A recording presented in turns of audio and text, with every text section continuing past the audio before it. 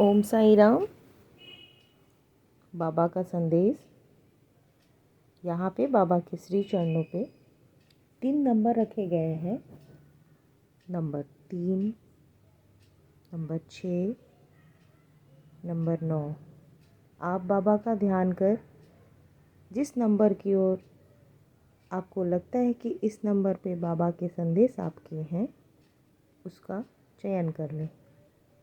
चलिए आइए देखते हैं जिन्होंने नंबर 3 चुना है। ओ मेरे बच्चे, सिर्फ इसलिए कि तुम मेरे हाथों को देख नहीं सकते, इसका यह अर्थ कदापि नहीं कि मैंने तुम्हें थामा हुआ नहीं है। मैंने हमेशा से तुम्हें थामा है, आज भी तुम्हें थामा हुआ हूँ और आने वाला कल भी थामे रखूँगा।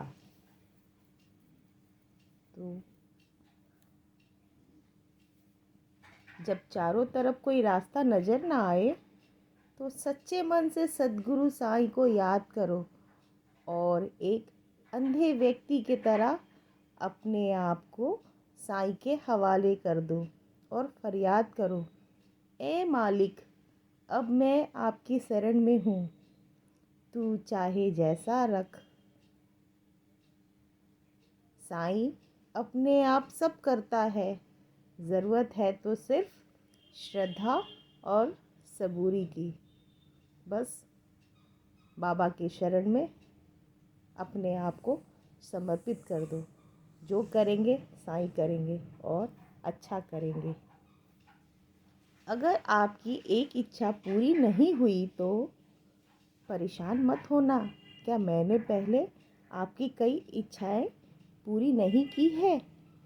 मैं इसे भी पूरा करूँगा।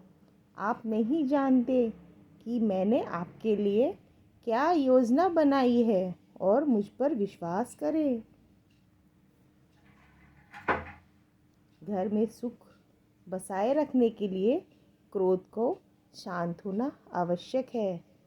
तो किसी वाद विवाद में ना जाए और जब कोई वाद विवाद हो तो अपने गुस्से पे नियंत्रण रखें, क्योंकि क्रोध से अपना ही नुकसान होता है। क्रोध में हम अपने आप में नहीं रहते हैं और हमसे गलती होती है। हे साईं, तेरी चौखट पर आना मेरा काम था, मेरी बिगड़ी बनाना अब तेरा काम है। छोड़ दी कश्ती मैंने अब तेरे नाम पर, अब किनारे लगाना अब तेरा काम है। तो अपने आप को बाबा पे पूर्णतः समर्पण कर दीजिए और सब कुछ साईं के हाथों पे छोड़ दीजिए। आइए चलिए जिन्होंने 6 नंबर चुने हैं उनके लिए बाबा क्या संदेश देते हैं। आज बादल चाहे जितने भी सघन क्यों ना हो, कल का आकाश उतना ही प्रकाशमय होगा।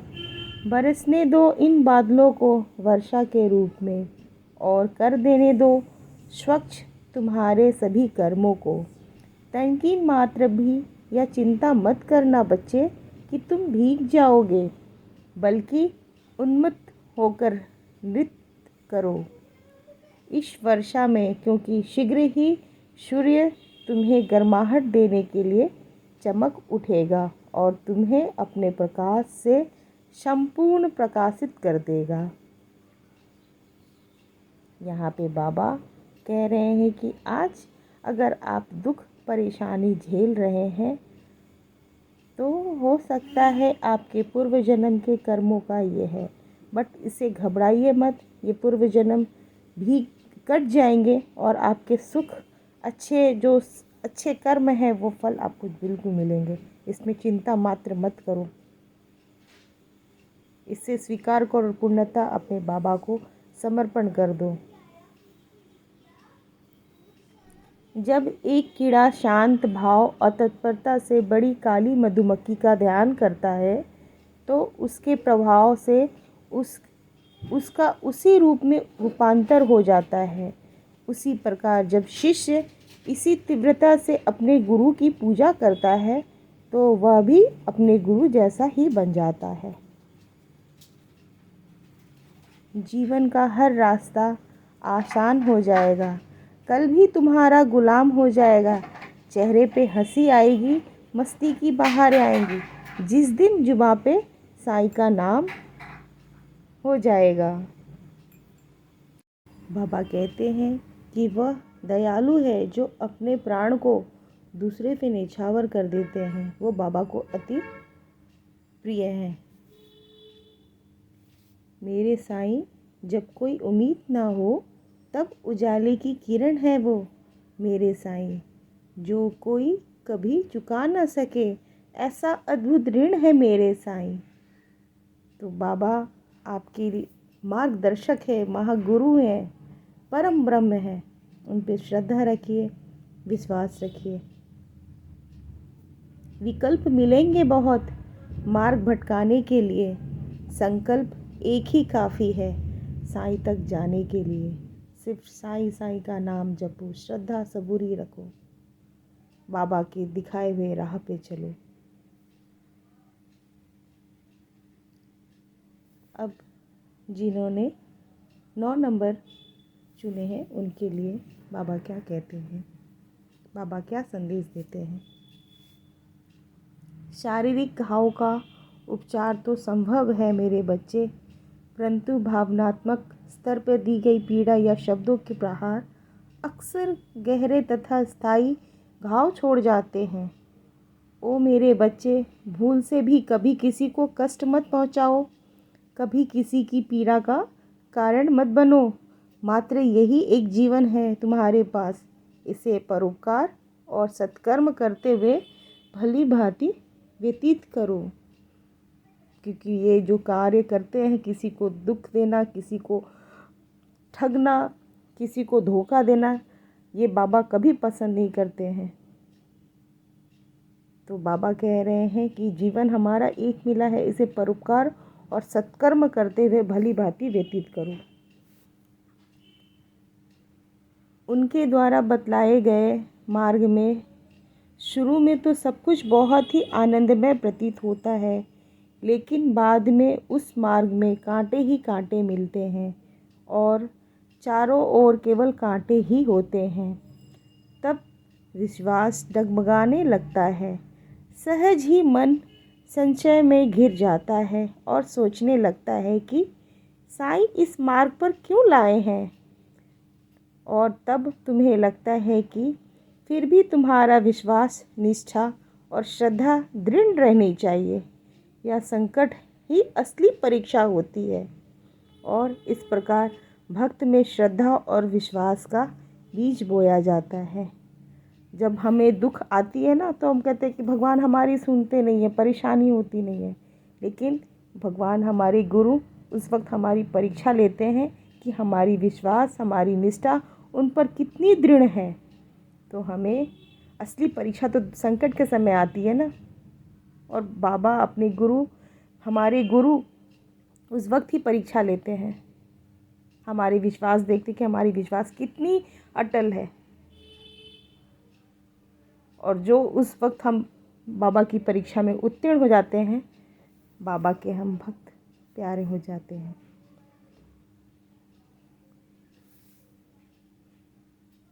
यहाँ पे बाबा आपको चित्र द्वारा समझा रहे हैं कि उदी को ग्रहण कीजिए, बाबा पे श्रद्धा बनाइए, विश्वास रखिए और उदी का मस्तक पे धारण कीजिए। मेरे साईं, इस जग में कैसे तुझे बताऊं कि तू मुझे मिल गया है। तेरे चरणों में सर रखते ही बाबा मेरा जीवन खिल गया है। भाग्यशाली होता है जो गुरु की शिक्षा को समझ जाते हैं। तो भाग्यशाली हैं आप जो गुरु शिक्षा दे रहे हैं, जो इशारा कर रहे हैं, जो आपको मार्ग दिखा रहे हैं, उसे समझ जाइए और उस राह पे चलने लगिए। और बाबा के चरणों में अपने सारे हर चीज़ उन पे समर्पण कर दीजिए। यहाँ पे बाबा कह रहे हैं, हर पल परीक्षा के लिए तैयार रहो। वो किसी भी रूप में परीक्षा ले लेते हैं।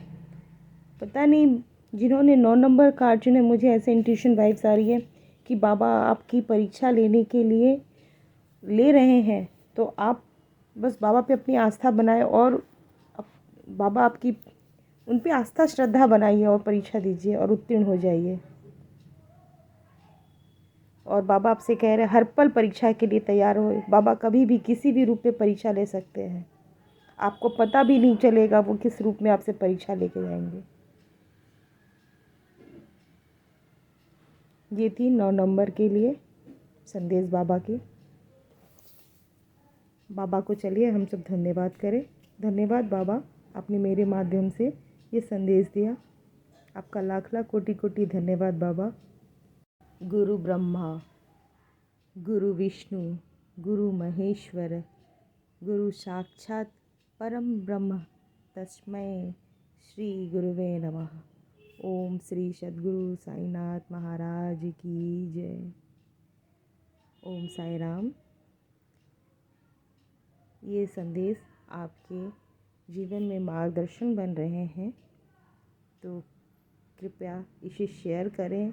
ये संदेश औरों तक फैलाएं और इसे कृपया लाइक करें, शेयर करें, सब्सक्राइब करें। और ये आपका चैनल है, ये चैनल आपका है, इसे औरों तक फैलाएं। ये संदेश बाबा का है, इसे और भक्तों के पास भी शेयर करें। धन्यवाद। ओम साई राम।